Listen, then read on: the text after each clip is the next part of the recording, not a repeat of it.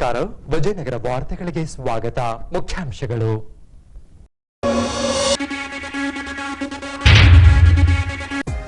ಜಿಲ್ಲಾಡಳಿತದಿಂದ ನೆರವೇರಿದ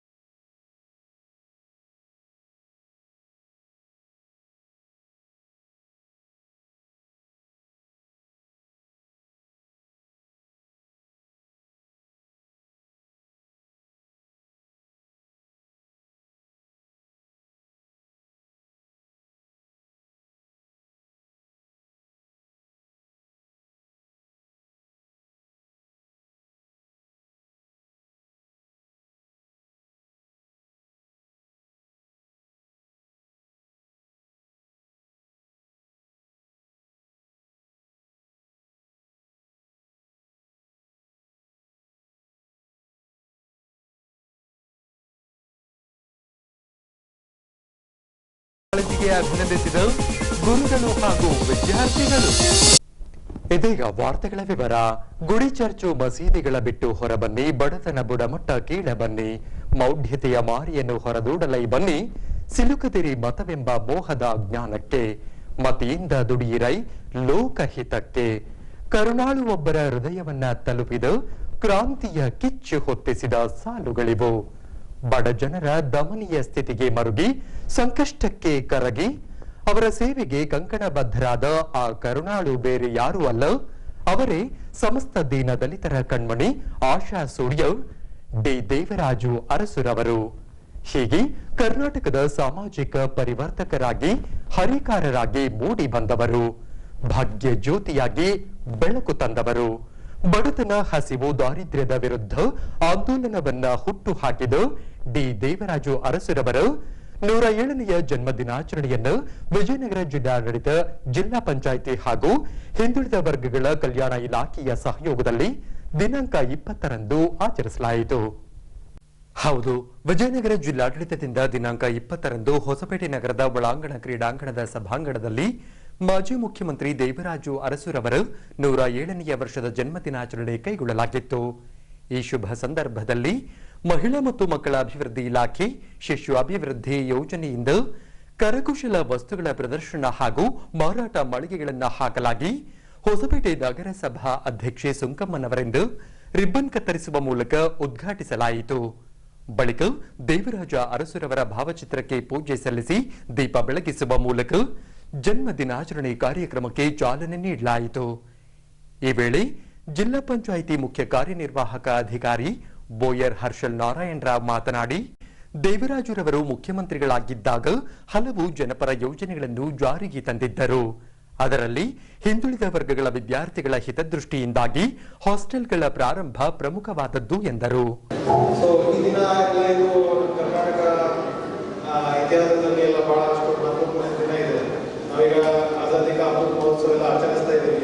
ರಾಜ್ಯ ಸರ್ಕಾರದಿಂದ ಕೂಡ ಈ ಪ್ರೋಗ್ರಾಮ್ಗೆ ಬಹಳಷ್ಟು ಮಹತ್ವ ಕೊಟ್ಟಿದ್ದಾರೆ. ನಾವು ಈಗ ಜಿಲ್ಲಾಡಳಿತದಿಂದ ಮತ್ತು ಜಿಲ್ಲಾ ಪಂಚಾಯತ್, ನಮ್ಮ ಹಿಂದುಳಿದ ವರ್ಗಗಳ ಮತ್ತು ನಮ್ಮ ದೇವರಾಜ ಅರಸು ನಿಗಮ ಎಲ್ಲ ಸೇರಿ ಈಗ ಈ ವರ್ಷ ಎಲ್ಲ 107th ಆನಿವರ್ಸರಿ ನಾವು ಜನ್ಮ ದಿನಾಚರಣೆ ಈಗ ಆಚರಿಸ್ತಾ ಇದ್ದೇವೆ. ಈಗ ದೇವರಾಜ ಅರಸು ಅಂದರೆ ಎಲ್ಲ ಬಹಳಷ್ಟು ಖ್ಯಾತನಾಮ ವ್ಯಕ್ತಿ ಮತ್ತು ಕರ್ನಾಟಕದಲ್ಲಿ ಅವರಿಗೆ ಎಲ್ಲ ಹಿಂದುಳಿದ ವರ್ಗಗಳು ಹಾರಿಕಾರ ಮತ್ತು ಬಿಡುವ ಅವನಿ ಆ ಥರದ ಖ್ಯಾತಿ ಪ್ರಾಪ್ತಿ ಇದೆ. ಮತ್ತು ಅವರು ನಮ್ಮದು 8ನೇ ಮುಖ್ಯಮಂತ್ರಿ ಆಗ್ತಾರೆ. ಆಲ್ಮೋಸ್ಟ್ 1972 82ವರೆಗೆ ಹೆಚ್ಚು ಕಡಿಮೆ 3 ಬಾರಿ ಅವರು ಎಲ್ಲ CM ಆಗ್ತಾರೆ. ಸೊ ಈಗೆಲ್ಲ ರಾಜಕೀಯ ಅವ್ರದ್ದು ಈಗ ಕಾಲಘಟ್ಟದಲ್ಲಿ ಅಂದರೆ ಅರಸು ಯುಗ ಅಥವಾ ಸುವರ್ಣ ಯುಗ ಅಂತ ನಾವೆಲ್ಲ ನೋಡ್ತೀವಿ. ಅದರಲ್ಲಿ ಅವರು ಸಾಕಷ್ಟು ಸುಧಾರಣೆಗಳೆಲ್ಲ ಜಾರಿಗೆ ತಂದಿದ್ದಾರೆ. ಅದರಲ್ಲಿ ಕೆಲವು ನಾವು ಹೇಳೋದಾದ್ರೆ BCM ಇಲಾಖೆದು ಹಾಸ್ಟೆಲ್ಸ್ಗಳದ್ದು ಅವ್ರ ಕಾಲದ ಟೈಮಲ್ಲಿ ಎಲ್ಲ ಇದು ಶುರು ಆಗಿದ್ದಾವೆ. ಈಗ ನಾವೆಲ್ಲ ನಮ್ಮ ಅನುಭವ ಪ್ರಕಾರ ಸೋಷಿಯಲ್ ವೆಲ್ಫೇರ್, BCM ಹಾಸ್ಟೆಲ್ಸ್ ಎಲ್ಲ, ಈ ಹಾಸ್ಟೆಲ್ಸ್ ಎಲ್ಲ ಭಾಳ ಅಂದರೆ ಪೂರ್ತಿ ದೇಶದಲ್ಲಿ ಒಂದು ಒಳ್ಳೆಯ ಸಂಸ್ಥೆಗಳು ಮತ್ತು ಇನ್ಸ್ಟಿಟ್ಯೂಷನ್ಸ್ ಅಂತ ನಮ್ಮ ಖ್ಯಾತಿ ಪ್ರಾಪ್ತಿ ಇದ್ದಾವೆ. ಅದರಲ್ಲಿ BCM ಅನ್ನು ಒಳ್ಳೆಯ ರೀತಿಯಿಂದ ನಡೆಸ್ತಾ ಇದೆ ಅಂತ ಜನರಲ್ ಆಗಿ ಒಂದು ನೀವು ಅಭಿಪ್ರಾಯ ನೋಡಿದರೆ ಇರುತ್ತದೆ. ಸೊ ಅದೇ ಕೂಡ ಅವರದ್ದು ಮುಖ್ಯವಾಗಿ ಅವರದನ್ನೇ ಕಾಂಟ್ರಿಬ್ಯೂಷನ್ ಇದೆ. ಮತ್ತು ಅವರು ಎಲ್ಲ ಭೂ ಸುಧಾರಣೆ ಕಾಯ್ದೆಯಲ್ಲಿ ಸಾಕಷ್ಟು ಪ್ರಾರಂಭಿಸಿದ್ದಾರೆ. ಈಗ ನಾವು ಸೌತ್ ಇಂಡಿಯಾದಲ್ಲಿ ನೋಡಿದರೆ ಕಮ್ಯುನಿಸ್ಟ್ ಕೇರಳ, ವೆಸ್ಟ್ ಬೆಂಗಾಲ್ ಈ ಇತರ ರಾಜ್ಯ ಬಿಟ್ಟು ಸೌತ್ ಇಂಡಿಯಾದಲ್ಲಿ ಸ್ಪೆಸಿಫಿಕ್ ಆಗಿ ಕರ್ನಾಟಕದಲ್ಲಿ ಕೂಡ ಭೂ ಸುಧಾರಣೆ ಕಾಯ್ದೆದು ಇದು ಭೂದಾನ ಚಳವಳಿ ಎಲ್ಲ ಬೇರೆ ಬೇರೆ ಚಳವಳಿಗಳು ಸಾಕಷ್ಟು ಆಕ್ಟಿವ್ ಆಗಿ ಇತ್ತು.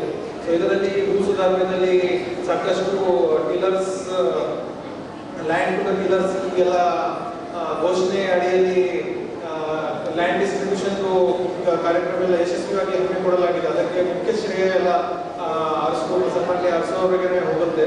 ಸೊ ನಾವೆಲ್ಲ ಕೇರಳ, ವೆಸ್ಟ್ ಬೆಂಗಾಲ್ ನನಗೆ ಹೇಳಿದ ಪ್ರಕಾರ, ಆಮೇಲೆ ಎಲ್ಲ ಕರ್ನಾಟಕದಲ್ಲಿ ಬಹಳಷ್ಟು ಯಶಸ್ವಿಯಾಗಿ ಈ ಎಲ್ಲ ಪ್ರೋಗ್ರಾಮ್ ಎಲ್ಲ ಅನುಷ್ಠಾನ ಆಗಿದೆ. ಸೊ ಅದಕ್ಕೆ ಕೂಡ ಮುಖ್ಯ ಕಾಂಟ್ರಿಬ್ಯೂಷನ್ ನಮ್ಮ ರಾಜ್ಯದ ಮುಖ್ಯಮಂತ್ರಿ, ಆವಾಗ ಮುಖ್ಯಮಂತ್ರಿ ಇರೋದು ಅರಸೋವರಿಗೆ ಹೋಗುತ್ತೆ.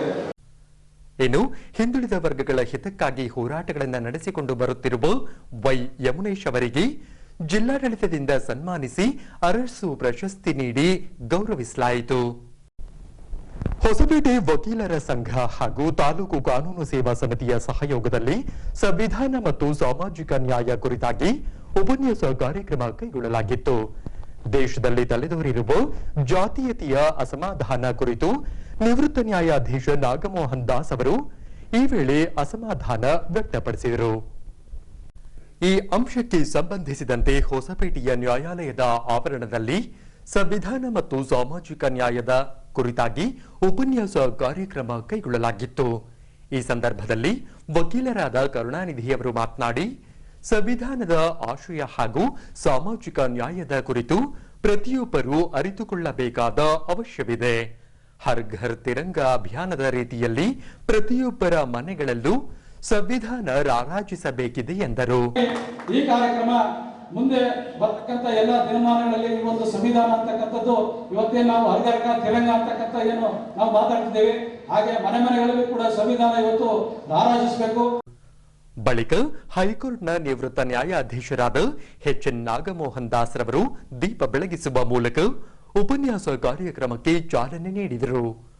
ಬಳಿಕ ಸಂವಿಧಾನ ಮತ್ತು ಸಾಮಾಜಿಕ ನ್ಯಾಯ ವಿಷಯದ ಕುರಿತಾಗಿ ಉಪನ್ಯಾಸ ನಡೆಸಿಕೊಡುತ್ತಾ ಮಾತನಾಡಿ, ಪ್ರಾಚೀನ ಕಾಲದಿಂದಲೂ ನಮ್ಮ ದೇಶದ ಸಾಧು ಸಂತರು, ಬಸವಾದಿ ಶರಣರು, ಬುದ್ಧ, ಬಸವ, ಸ್ವಾಮಿ ವಿವೇಕಾನಂದ, ಮಹಾತ್ಮ ಗಾಂಧೀಜಿ, ಸಾವಿತ್ರಿಬಾಯಿ ಫುಲೆರವರು ಸೇರಿದಂತೆ ಹಲವು ಮಹಾನ್ ಚೇತನರು ಅಸಮಾನತೆಯ ತೊಲಗಿಸಲು ಧ್ವನಿ ಎತ್ತುತ್ತಾ ಬಂದಿದ್ದಾರೆ. ಜಾತೀಯತೆಯ ಅಸಮಾನತೆ ದೇಶದಲ್ಲಿ ಹೆಚ್ಚಾಗತೊಡಗಿದೆ. ಇದು ಮುಂಬರುವ ದಿನಗಳಲ್ಲಿ ದೇಶಕ್ಕೆ ಮಾರಕವಾಗುವ ಸಾಧ್ಯತೆಗಳಿವೆ ಎಂದು ಅಸಮಾಧಾನ ವ್ಯಕ್ತಪಡಿಸಿದರು. ಸತ್ತ ಹೆಣಗಳನ್ನು ಕೂಡ ಒಂದೇ ಸ್ಮಶಾನದಲ್ಲಿ ಸಂಸ್ಕಾರ ಮಾಡಲ್ಲ. ಆ ಧರ್ಮದವರಿಗೆ ಬೇರೆ, ಈ ಧರ್ಮದವರಿಗೆ ಬೇರೆ, ಈ ಜಾತಿಯವರಿಗೆ ಬೇರೆ, ಆ ಜಾತಿ. ಇದು ಇಷ್ಟಕ್ಕೆ ನಿಲ್ಲದೆ ಈ ಜಾತಿ ಮತ್ತು ಕಸುಬನ್ನ ವಂಶ ಪಾರಂಪರ್ಯ ಮಾಡಿದ್ದಾರೆ. ಎ ಕಾಬ್ಲರ್ ಸನ್ ಕಾಬ್ಲರ್ ಆಗಬೇಕು, ಹೇರ್ ಕಟರ್ ಸನ್ ಹೇರ್ ಕಟರ್ ಆಗಬೇಕು, ವಾಷರ್ ಮ್ಯಾನ್ ಮಗ ವಾಷರ್ ಮ್ಯಾನ್ ಆಗಬೇಕು, ರೈತನ ಮಗ ರೈತ. ಈ ಅಸಮಾನತೆಯಲ್ಲಿ ನಾವು ಜನರ ಮಧ್ಯೆ ರಾಜಕೀಯ ಅಸಮಾನತೆ, ಆರ್ಥಿಕ ಅಸಮಾನತೆ, ಸಾಮಾಜಿಕ ಅಸಮಾನತೆ, ಸಾಂಸ್ಕೃತಿಕ ಅಸಮಾನತೆಯನ್ನು ನಾವು ಕಾಣ್ತೇವೆ. ಈ ಅಸಮಾನತೆ ಹೋಗಲಾಡಿಸುವುದಕ್ಕೆ ಪ್ರಾಚೀನ ಕಾಲದಿಂದ ನಮ್ಮ ದೇಶದ ಸಂತರು, ದಾರ್ಶನಿಕರು ಧ್ವನಿ ಎತ್ತಿದ್ದಾರೆ. ಬುದ್ಧ, ಬಸವ, ಪೆರಿಯಾರ್, ನಾರಾಯಣಗುರು, ಫುಲೆ, ಸೂಫಿ ಸಂತರು, ದಾಸ ಪಂಥದ ಭಕ್ತರು, ಈ ರೀತಿ ಅನೇಕ ಜನರು, ವಿವೇಕಾನಂದ, ಮಹಾತ್ಮ ಗಾಂಧಿ, ಇತರ ಅನೇಕ ಜನರು ಈ ಜಾತಿ ಅಸಮಾನತೆ ಹೋಗಬೇಕು. ಆದ್ರೆ ಅವರೆಲ್ಲರೂ ಪ್ರತಿಪಾದಿಸಿದ್ದು ಜಾತಿ ಸಾಮಾಜಿಕ ನ್ಯಾಯ ಅಂತಕ್ಕಂಥದ್ದು ಒಬ್ಬ ವ್ಯಕ್ತಿ ನೀತಿ ಆಗಬೇಕು, ಒಂದು ಸಮಾಜದ ನೀತಿ ಆಗಬೇಕು. ಆದರೆ ಮೊಟ್ಟ ಮೊದಲ ಬಾರಿಗೆ ಸಾಮಾಜಿಕ ನ್ಯಾಯ ಅನ್ನೋದು ರಾಜನೀತಿ ಆಗಬೇಕು, ಅನುಷ್ಠಾನಗೊಳಿಸಬಹುದಾದಂತ ನೀತಿ ಆಗಬೇಕು ಅಂತ ಪ್ರತಿಪಾದಿಸಿದ್ರು ಡಾಕ್ಟರ್ BR ಅಂಬೇಡ್ಕರ್. ಹಾಗಾಗಿ ಭಾರತ ದೇಶದ ಸಂವಿಧಾನದಲ್ಲಿ ಸಾಮಾಜಿಕ ನ್ಯಾಯ ಅಂತಕ್ಕಂಥದ್ದು ಒಂದು ಪ್ರಮುಖವಾದಂತಹ ಸ್ಥಾನ ಗಳಿಸಿದೆ. ಹೊಸಪೇಟೆ ತಾಲೂಕು ಯಾದವ ಸಮುದಾಯದಿಂದ ಪ್ರತಿ ವರ್ಷ ಶ್ರೀಕೃಷ್ಣ ಜನ್ಮಾಷ್ಟಮಿ ನಡೆಸಿಕೊಂಡು ಬರಲಾಗುತ್ತಿದೆ. ಹೀಗೆ ದಿನಾಂಕ 20ರಂದು ಹೊಸಪೇಟೆಯ ವೇಣುಗೋಪಾಲ ಸ್ವಾಮಿ ದೇಗುಲದಿಂದ ಮಾರ್ಕಂಡೇಶ್ವರ ದೇವಸ್ಥಾನದವರೆಗೆ ಶ್ರೀಕೃಷ್ಣ ವಿಗ್ರಹದ ಮೆರವಣಿಗೆ ನಡೆಸಿ ಲೋಕ ಕಲ್ಯಾಣಕ್ಕಾಗಿ ಪ್ರಾರ್ಥಿಸಲಾಯಿತು. ಈ ಅಂಶಕ್ಕೆ ಸಂಬಂಧಿಸಿದಂತೆ ದಿನಾಂಕ 20ರಂದು ಪಟೇಲ್ ನಗರದಲ್ಲಿ ಬರುವ ವೇಣುಗೋಪಾಲ ಸ್ವಾಮಿ ದೇವಸ್ಥಾನದಲ್ಲಿ ಯಾದವ ಸಮಾಜದ ಮುಖಂಡರಿಂದ ಆರಂಭದಲ್ಲಿ ಗೋ ಪೂಜೆ ನೆರವೇರಿಸಲಾಯಿತು. ಬಳಿಕ ಶ್ರೀಕೃಷ್ಣನ ವಿಗ್ರಹಕ್ಕೆ ಪೂಜೆ ಸಲ್ಲಿಸಿ ಸಿಂಗಾರಗೊಂಡ ಅಶ್ವತ್ಥ ವಾಹನದಲ್ಲಿ ಶ್ರೀಕೃಷ್ಣನ ವಿಗ್ರಹವನ್ನಿರಿಸಿ ಮಹಾಮಂಗಳಾರತಿ ಬೆಳಗುವ ಮೂಲಕ ಮೆರವಣಿಗೆಗೆ ಚಾಲನೆ ನೀಡಲಾಯಿತು. ಹೀಗೆ ಡೊಳ್ಳು ತಾಶಾರಾಂಡೋಲ ವಾದ್ಯಗೋಷ್ಠಿಗಳೊಂದಿಗೆ ಮೆರವಣಿಗೆ ನಡೆಸಲಾಯಿತು. ಈ ವೇಳೆ ಕಳಸ ಹಿಡಿದು ಸಾಗಿದ ಯಾದವ ಸಮುದಾಯದ ಮಹಿಳೆಯರು ಹಾಗೂ ಜೋಡೆತ್ತಿನ ಬಂಡಿಗಳು ಮೆರವಣಿಗೆಗೆ ಮೆರಗು ತಂದವು.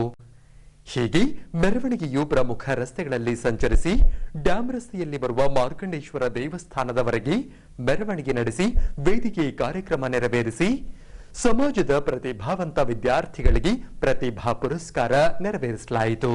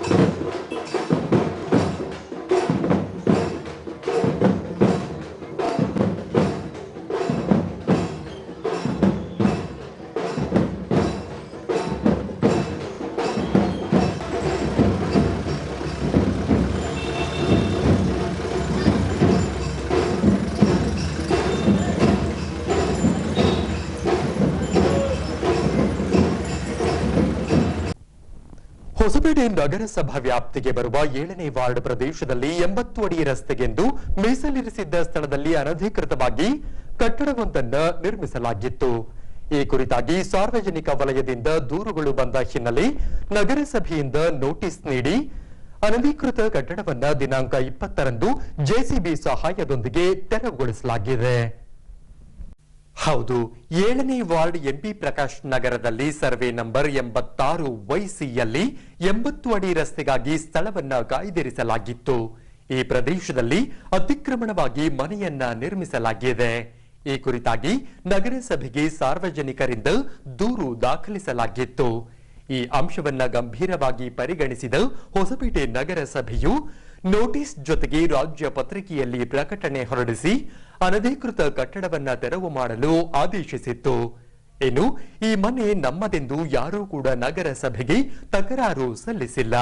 ಹಾಗಾಗಿ ನೋಟಿಸ್ ನೀಡಿ ಕಾಲಮಿತಿಗೆ ಅನುಸಾರವಾಗಿ ಸೂಕ್ತ ಪೊಲೀಸ್ ಬಂದೋಬಸ್ತ್ನೊಂದಿಗೆ ದಿನಾಂಕ 20ರಂದು ಅನಧಿಕೃತ ನಿರ್ಮಾಣಗೊಂಡ ಮನೆಯನ್ನ ಜೆಸಿಬಿಯಿಂದ ತೆರವುಗೊಳಿಸಲಾಯಿತು. ಇನ್ನು ನಗರಸಭಾ ವ್ಯಾಪ್ತಿಯಲ್ಲಿ ಅನಧಿಕೃತ ಕಟ್ಟಡಗಳಿರುವುದು ತಿಳಿದು ಬಂದಿದೆ. ನೋಟಿಸ್ ನೀಡಿ ಅಂತಹ ಕಟ್ಟಡಗಳನ್ನು ತೆರವು ಮಾಡಲಾಗುವುದು. ಅದೇ ರೀತಿ 2.5 ಎಕರೆ ಉದ್ಯಾನವನ ಒತ್ತುವರಿಯಾಗಿರುವುದು ಖಚಿತಪಡಿಸಲಾಗಿದೆ.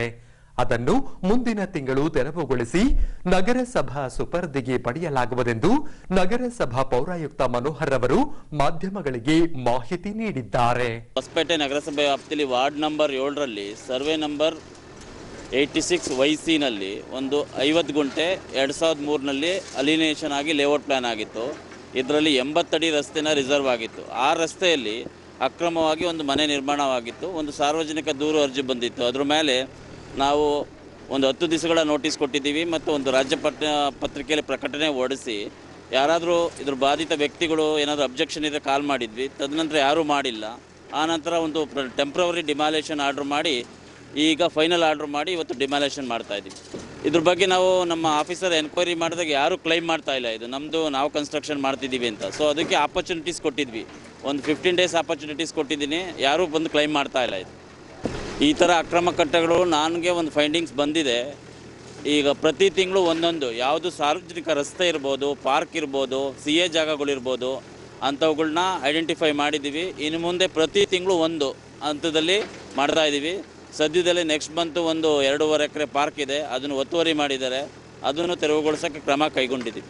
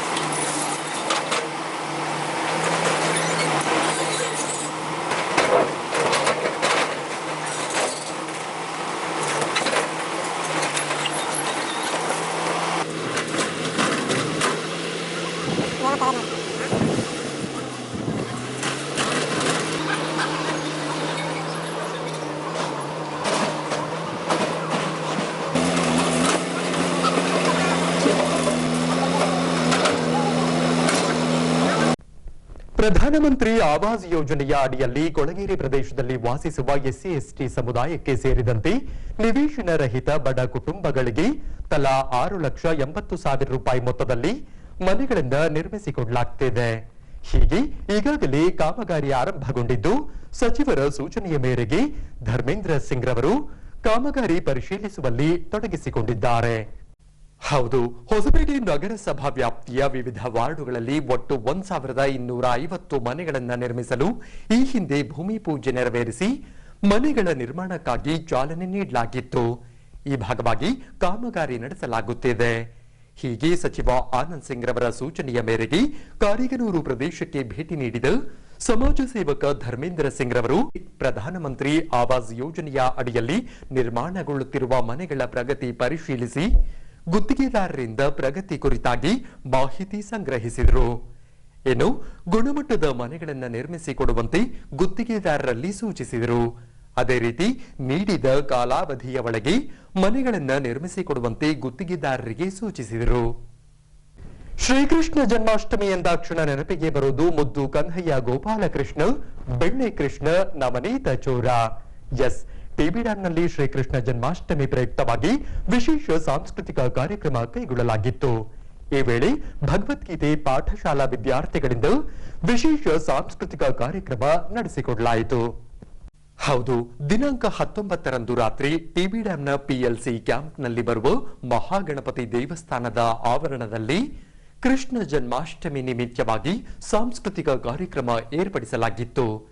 ಈ ಭಾಗವಾಗಿ ವೇದಿಕೆ ಮೇಲಿನ ಗಣ್ಯರಿಂದ ಕೃಷ್ಣನ ಪ್ರತಿಮೆಗೆ ಪೂಜೆ ಸಲ್ಲಿಸಿ ದೀಪ ಬೆಳಗಿಸುವ ಮೂಲಕ ಸಾಂಸ್ಕೃತಿಕ ಕಾರ್ಯಕ್ರಮಕ್ಕೆ ಚಾಲನೆ ನೀಡಲಾಯಿತು. ಈ ಸಂದರ್ಭದಲ್ಲಿ ಸಮಾಜ ಸೇವಕ ಪಂತರ್ ಜಯಂತ್ರವರು ಮಾತನಾಡಿ, ಸೋಲು ಗೆಲುವನ್ನ ಸಮಾನವಾಗಿ ಸ್ವೀಕರಿಸಬೇಕು. ಈ ಅಂಶ ಭಗವದ್ಗೀತೆಯನ್ನ ಓದಿದರೆ ಗೊತ್ತಾಗುತ್ತದೆ.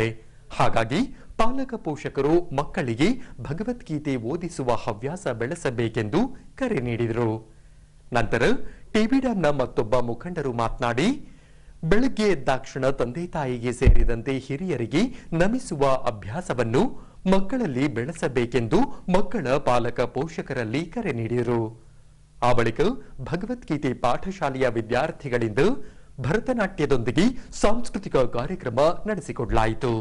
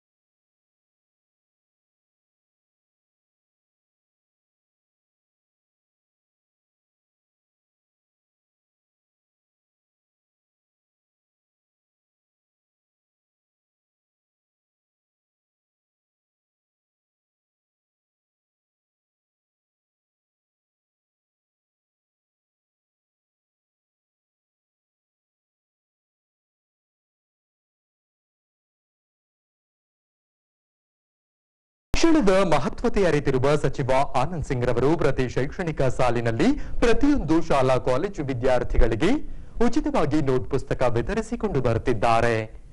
ಈ ಸೇವೆ ಪ್ರಸಕ್ತ ಸಾಲಿನಲ್ಲೂ ಮುಂದುವರೆದಿದ್ದು, ಶ್ರೀ ಶಂಕರಾನಂದ್ ಸಿಂಗ್ ಫೌಂಡೇಶನ್ ಅಡಿಯಲ್ಲಿ ವಿದ್ಯಾರ್ಥಿಗಳಿಗೆ ಉಚಿತವಾಗಿ ನೋಟ್ ಪುಸ್ತಕಗಳನ್ನು ವಿತರಿಸಲಾಗುತ್ತಿದೆ.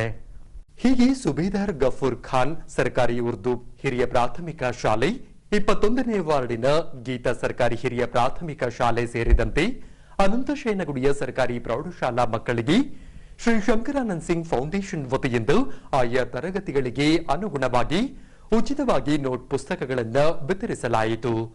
ಇನ್ನು ಸಚಿವ ಆನಂದ್ ಸಿಂಗ್ ರವರಿಗೆ ಸೇರಿದಂತೆ ಪುತ್ರ ಸಿದ್ಧಾರ್ಥ್ ಸಿಂಗ್ ರವರ ಸಮಾಜಮುಖಿ ಕಾಯಕಕ್ಕೆ ಆಯಾ ಶಾಲೆಗಳ ಗುರುವೃಂದ ಹಾಗೂ ವಿದ್ಯಾರ್ಥಿಗಳು ಕೃತಜ್ಞತೆ ತಿಳಿಸಿದ್ದಾರೆ. ವಿಶೇಷವಾಗಿ ಸರ್ಕಾರಿ ಶಾಲೆಯಲ್ಲಿ ಓದ್ತಕ್ಕಂಥ ಮಕ್ಕಳಿಗೆ ಟೆಕ್ಸ್ಟ್ ಬುಕ್ಗಳು ಉಚಿತವಾಗಿ ಬರ್ತಾವೆ, ನೋಟ್ ಬುಕ್ಗಳ ಕೊರತೆ ಇರುತ್ತೆ. ನಿಜವಾಗಿಯೂ ನಮ್ಮ ಭಾಗದ ಶ್ರೀ ಆನಂದ್ ಸಿಂಗ್ ಸರ್ಗೆ ಅನ್ಕೋತೀವಿ ಕೂಡ. ಅವರು ಎಲ್ಲರ ದನಿಯಾಗಿ, ಎಲ್ಲ ಬಡವರ ದನಿಯಾಗಿ ಎಲ್ಲ ಮಕ್ಕಳಿಗೆ ಉಚಿತವಾಗಿ ನೋಟ್ ಬುಕ್ಗಳನ್ನು ಕೊಡುವುದು ಇದು ವಿದ್ಯಾದಾನ, ಅತ್ಯಂತ ಶ್ರೇಷ್ಠವಾಗಿರ್ತಕ್ಕಂಥದ್ದು. ನಮ್ಮೆಲ್ಲ ಮಕ್ಕಳ ಪರವಾಗಿ ವಿಶೇಷವಾಗಿರ್ತಕ್ಕಂಥ ಅಭಿನಂದನೆಗಳನ್ನು ಮತ್ತು ವಿಶೇಷವಾದ ಧನ್ಯವಾದಗಳನ್ನು ಸರ್ಗೆ ಮತ್ತು ಅವರ ಕುಟುಂಬ ವರ್ಗದವರೆಲ್ಲರಿಗೂ ನಾವು ಸಲ್ಲಿಸ್ತಾ, ಹೀಗೆಯೇ ಅವರ ಒಂದು ಕೊಡುಗೈ ಸದಾ ಇರಲಿ.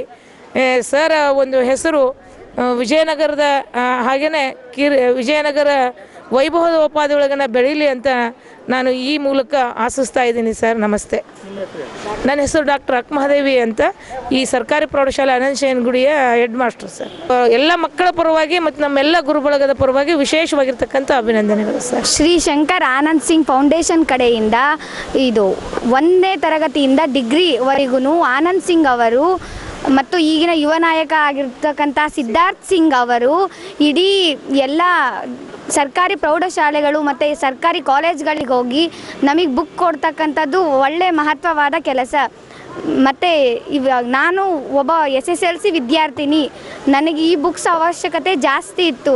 ನನಗೆ ಈ ಬುಕ್ಸ್ ಕೊಟ್ಟಿದ್ದರಿಂದ ತುಂಬ ಖುಷಿ ಆಯಿತು. ನಾನು ಈ ಸರಿ ಜಾಸ್ತಿ ಪರ್ಸೆಂಟೇಜ್ ತೆಗೆದು ಆನಂದ್ ಸಿಂಗ್ ಮತ್ತು ಸಿದ್ಧಾರ್ಥ್ ಸಿಂಗ್ ಅವರ ಹೆಸರನ್ನ ಹೆಚ್ಚು ಮಾಡಿಸ್ತೀನಿ ಅಂತ ಹೇಳ್ತಿದ್ದೀನಿ. ಅಮೃತ. अस्सलामुअलैकुम वरहमतुल्लाहि वबरकातुहू। मेरा नाम नबिहा फ़ातिमा है। मैं इस स्कूल की 7वीं जमात में पढ़ती हूँ। हम सबको नोटबुक देने के लिए बहुत शुक्रिया। आनंद सिंह साहब ने हम सबको बहुत मदद की। आइंदा भी हमें ऐसे ही मदद होगी। बहुत बहुत आप सबकी मदद करने के लिए बहुत बहुत शुक्रिया। ನಮ್ಮ ಸನ್ಮಾನ್ಯ ಆನಂದ್ ಸಿಂಗ್ನವರು ಪ್ರತಿ ವರ್ಷದಂತೆ ಈ ವರ್ಷವೂ ಮಕ್ಕಳಿಗೆ, ಬಡ ಮಕ್ಕಳಿಗೆ ವಿದ್ಯಾಭ್ಯಾಸಕ್ಕಾಗಿ ಪುಸ್ತಕಗಳನ್ನು ವಿತರಿಸುತ್ತಾರೆ. ಹಾಗಾಗಿ ಪ್ರತಿ ವರ್ಷವೂ ಪಾಪ ಇವರು ಪ್ರತಿ ವರ್ಷವೂ ನಮ್ಮ ಬಡ ಮಕ್ಕಳಿಗೆ ಇವರು ನೋಟ್ಬುಕ್ಸನ್ನು ಯಾವುದೇ ತಪ್ಪಿರೋ, ಯಾವುದೇ ಇದು ಇಲ್ಲದೆ ಪ್ರತಿ ವರ್ಷ ಗ್ಯಾಪ್ ಇಲ್ಲದೆ ಮಕ್ಕಳಿಗೆ ಇವರು ವಿತರಿಸಿರುತ್ತಾರೆ. ಇವರಿಗೆ ಅನಂತ ಧನ್ಯವಾದಗಳು ನಮ್ಮ SDMC ಕಡೆಯಿಂದ, ನಮ್ಮ ಮುಖ್ಯ ಗುರುಗಳ ಕಡೆಯಿಂದ ಹಾಗೂ ಶಿಕ್ಷಕರ ಕಡೆಯಿಂದ ಹಾಗೂ ಮಕ್ಕಳ ಕಡೆಯಿಂದ ಅನಂತ ಧನ್ಯವಾದಗಳು ಅರ್ಪಿಸುವೆ. ಹಾಗೂ ಇವರ ಮಗ ಕೂಡ ಸಿದ್ಧಾರ್ಥ್ ಸಿಂಗ್ ಕೂಡ ಅನೇಕ ಸಮಾಜ ಸೇವಕ ಕಾರ್ಯಗಳಲ್ಲಿ ಅವರು ನಮ್ಮ ಹೊಸಪೇಟೆಯಲ್ಲಿ ಮಾಡಿರುತ್ತಾರೆ. ಹಾಗಾಗಿ ಅವರಿಗೂ ಕೂಡ ನಮ್ಮ ಶಾಲೆಯಿಂದ ಹಾಗೂ ನಮ್ಮ SDMC ಸಮಿತಿಯಿಂದ ಹಾಗೂ ಶಿಕ್ಷಕರಿಂದ, ಮಕ್ಕಳಿಂದ ಅನಂತ ಧನ್ಯವಾದಗಳು. ಕೊನೆಯಲ್ಲಿ ಮತ್ತೊಮ್ಮೆ ವಾರ್ತೆಗಳ ಮುಖ್ಯಾಂಶಗಳು.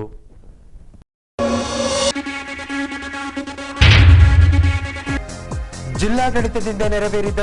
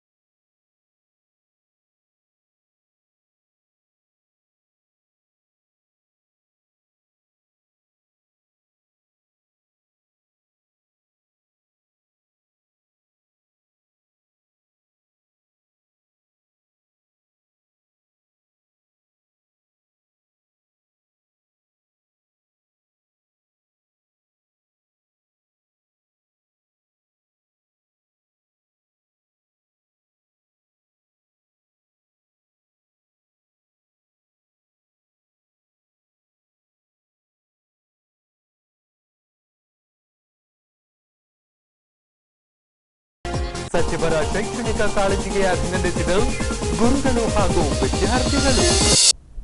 ಇದರೊಂದಿಗೆ ನಮ್ಮ ಈ ವಾರ್ತಾ ಪ್ರಸಾರ ಮುಕ್ತಾಯವಾಯಿತು. ಸ್ಥಳೀಯ ಪ್ರಮುಖ ಸುದ್ದಿಗಳಿಗಾಗಿ ವೀಕ್ಷಿಸಿ ವಿಜಯನಗರ ಸುದ್ದಿವಾಹಿನಿ. ಮುಂದಿನ ವಾರ್ತಾ ಸಂಚಿಕೆಯಲ್ಲಿ ಮತ್ತೆ ಭೇಟಿಯಾಗೋಣ. ಅಲ್ಲಿವರೆಗೂ ನಮಸ್ಕಾರ.